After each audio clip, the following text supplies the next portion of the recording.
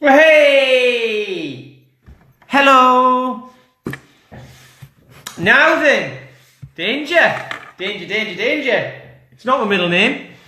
I'm not going to make it. I haven't got a middle name actually, which some people are quite surprised at, but I don't need one. When you've got a surname like Lant, it doesn't matter because not many people have. Anyway, danger! Danger, danger, danger! I was talking to somebody this week who has been told by a physio not to do kettlebells because they're very bad for you. Very bad for you. So I thought I'd address this because they can be. Now, well, can they be? Are kettlebells bad? Are they dangerous? Well, it's a lump of metal, right, that can't think. It's got no capacity for anything to do with wanting to hurt you or anything like that, okay? It sits there, it does nothing. It only moves if there's an external force put on it, right? Now, if that external force is somebody who's going to chuck it around who has no idea what they're doing, whose fault is that? Is it the kettlebell's fault? Now, so I've got, I'm not saying I've got a problem with physios or anything like that. It's just this one particular person has told this client not to use kettlebells. No, don't use kettlebells. They are bad. Okay? And that it annoys me. It annoys me. I'm going to be upfront about it. It annoys me because obviously I teach people how to use them. It's not just kettlebells as well, by the way. That's what I use mainly because I'm outside in a park. I've learned how to use these things, but what I am doing is just using the principles behind strength training. And I happen to be using a kettlebell because I find it the easiest thing to get to the park and the easiest way to build strength safely, right? So this person was told, don't do it because it will hurt your back. And this physio said, bring along a 4 kilogram kettlebell to a physio session, and show me.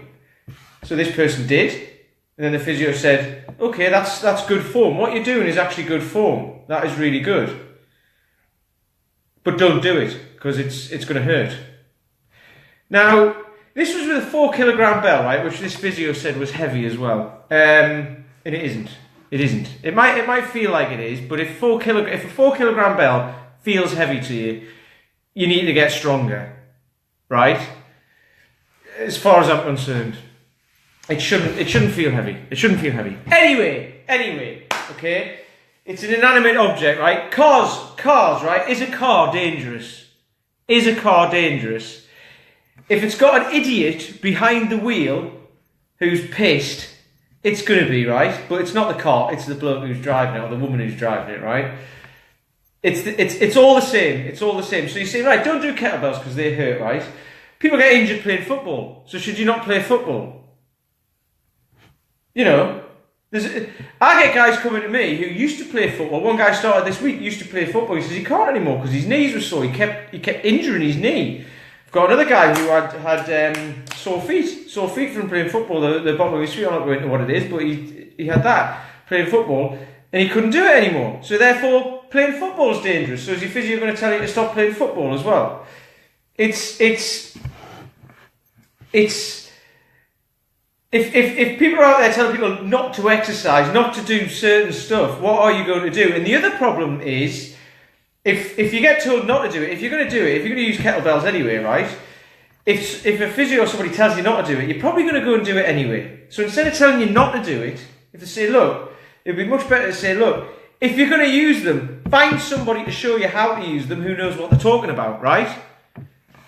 And also, I don't know who this physio is, by the way. I've got, like I say, I know there's loads of good ones out there and all of that sort of stuff, so that's fine. It's not about physios, it's just this is how this came about. But also, this particular physio, I don't know who they are. They won't know who I am. I mean, why should they? Which is fine. However, I know that the people who come to me have not gone to see this person because that's not what I do. I don't injure people and then send them to physios. Not saying that people who turn up at BKS haven't gone to a physio, haven't had a bit of pain and gone to it, but that's usually when they've first started because there's been an underlying issue, which is why they've come in the first place. So if there's an underlying issue and there's any pain, as soon as there's any pain, I'm like, right, we're going to stop. You're going to go and see a physio because it's beyond my capability. Because physios go to university and learn all this stuff, spend years learning it, spend years afterwards learning it and researching and all that sort of stuff, which is amazing and it's brilliant. And they keep updating the knowledge and they keep people moving. Fantastic. Fantastic. That is brilliant. However,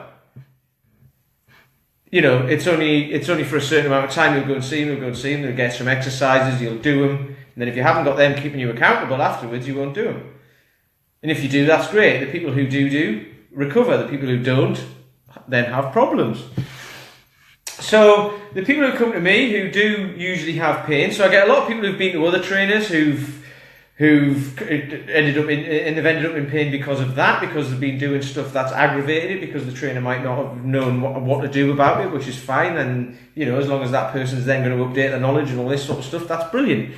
But I get people come to me with that, and then I'll say, right, so the first thing we do when I meet someone is we'll go through not medical history, but any injuries, any scars on your body, any pain anywhere. If there is pain, it's like, right, how does that pain come about? Doing what? They might show me, and then I'll go, right, you need to go and see a physio before we even start. However, sometimes it'll be, right, the reason why you're getting that pain is because you're doing this in this way, in the wrong way, not the wrong way, but whatever you're doing will cause you pain, so therefore we're going to change that. How is it now? Oh, there's no pain doing that. Right, so now we've got a movement pattern that we're going to strengthen. And then when we do that, this person might have had a pain in the lower back, they might have had a pain in the knee, pain in the hip, whatever, pain in the arse, like me. They might have had that. So we work on it, and if it goes, brilliant, done, no pain. So we've fixed something. So therefore, doing something that's dangerous has fixed it. And it's only dangerous if you don't know what you're doing. I read a blog once, and it was a blog against kettlebells, and some guy had written it, said, kettlebells are dangerous because of, I can't remember why, and somebody, this guy had hurt himself using them, and somebody had written a comment below saying, I totally agree, because I picked up a 24 once and snatched it, and I broke my arm, and this guy had zero experience using them, right? A snatch is a very, very advanced move. Okay, 24 kilos is very, very heavy. And if you try, so snatch is taking it from the floor straight above your head over like that. And this guy went round, bang, smacked him on the arm and broke it. Is that the kettlebell's fault? Of course it isn't. It's the numpty's fault for bloody doing it in the first place. What a div. Does he deserve it? That's a funny one. You say he deserves it, but that would be nasty because he broke his arm. But, you know, it's his own stupid fault. So there you go. Anyway. That's somebody who I don't know. That was on an online thing that I read once. So, if my concern with this is there's somebody out there in a position of authority, telling somebody not to do something because it's dangerous. And it's not the thing that's dangerous, it's the person who will then be doing it with zero instruction. So people think they can go through and learn this sort of stuff without instruction. Okay, and some people do. They go and look at YouTube or whatever. I mean, you go on YouTube and there's so many videos on there of how to do stuff by people who have basically learned from someone else on YouTube to go and do it. It's like Chinese whispers. So they've got to learn it on YouTube and then they do a video and go, this is how you do it. You know, and how do you know? How do you know who they are? How do you know who I am? You know, that's the thing. I mean, I'm here every day anyway, so, and I'm quite comfortable with the fact that I know what I'm doing because I've done a lot. I've learned loads about it from some of the best guys in the world. That's why. So when someone says to someone, don't do it, they're probably going to go and do it anyway with zero instruction. And then go back and go, yeah, you're right, actually, that does hurt, yeah. And then agree. And then it creates it'll create this whole group of people who think it's bad. So what I'm trying to say is instead of just saying that's bad, it would be better to say, if you are going to do that, whatever it is, it doesn't even have to be kettlebells. It could be something that just like you want to do, but it hurts, like playing football or whatever. There's loads of people who go and play football and have to keep going and see a physio to get something sorted that'll keep coming back. So instead of just trying to get that sorted, why wouldn't you just say, let's fix it. Let's fix it first. Then you can play without pain. That's what I do. Some people who come to me have pain playing football, or they've had pain playing football, who do some stuff, their knees get better, their hips get better, whatever, and then they can go and play again and it's absolutely fine. Okay? So if someone's going to tell someone not to do something, then what you're going to do, and this physio also told this, but this person does another sport as well, and they said, that's bad for you as well, so don't do that. It's like, but they never told them what to do. And it's like, so basically just give up everything and sit on the couch. Sit on what will become your fat arse and do nout. And I mean, this is what we're dealing with. But anyway, so, it's not a rant about physios, right, or anything like that. It's just something I heard about this one person, straight from the woman who went to see him. And, yeah, this is what we deal with here at BKS. People who come along who've had trainers in the past who maybe didn't know what they were doing, who've hurt them, or they've been trying to do something on their own and they've got hurt because they didn't know what they were doing, and then they come along to me and go, I thought you did it like this. It's like, no, I'll show you how to do it properly. Oh, right, okay, that'll be why I was getting injured, and I wondered why that was happening. There you go. A little bit of knowledge and everything works out. Everything works out. So there we go. So if someone's telling you not to do it, it's what you need to do is find someone who knows what they're talking about. So this is, bit of a different one today because I'm doing it annoyed. I need to resolve this because it is still annoying me. Because I was talking to a couple of the guys about it last night and they're like, this has really got on your nerves, hasn't it? And I was like, yes. And then one of the guys was there again this morning. And he was like, so how's it going? And then he mentioned it and I was like, ugh. And he was like, he goes, did you get any sleep last night? Which I did because I wasn't really worried about it then. But it worries me when something like this happens because there's someone in a position of authority who can then say, don't do that, don't do this, don't do that. And it's like the person's probably going to go and do it anyway. They're probably going to go and do it anyway. So at least if they are going to do it, we say, right, go and find somebody who can do it, who can show you how to do it. So if it's kettlebells you're looking at doing, I'd say I'm the best guy in Bath to come and see about that. And I say that, and I'm not being big-headed about it. I actually think that's true, because I've been doing this for a fair few years now. And that's how I mainly train. I know a lot about this, and I've been doing it for ages, and I know a lot about it. So if you want to use them, or if you already are and you're getting pain, or you're getting discomfort, you're getting a sore lower back, you've got sore knees, you've got knackered hips, you've got knackered shoulders, you were playing football and you can't anymore, you're playing rugby and you want to carry on but you can't anymore, you keep getting injured. Because we're in Bath, so nobody knows what football is anyway, but if that's the sort of case, come and see us, come and jump on a 14-day trial. The next one is in August. Download my free program, which is down below, which will start you from the very beginning, so you don't hurt yourself. It'll teach you how to do stuff, so you don't hurt. Even if you're lifting heavy weights right now, and getting pain, or you think you know what you're doing, but you don't. This will help. It's just basic fundamental human movement. And then what you're doing when you are lifting heavy weights is sticking that weight on a basic fundamental human movement. And if you haven't got it right in the first place, body weight, or even with a lightweight, when you stick a heavy weight on it, it's going to get even worse. And it's going to exacerbate the problem. Good word, that. So in the wrong hands, yes. Anything's dangerous in the wrong hands. Let's face it. But if you get instruction from somebody who knows what they're talking about, i.e. me, then you'll be fine.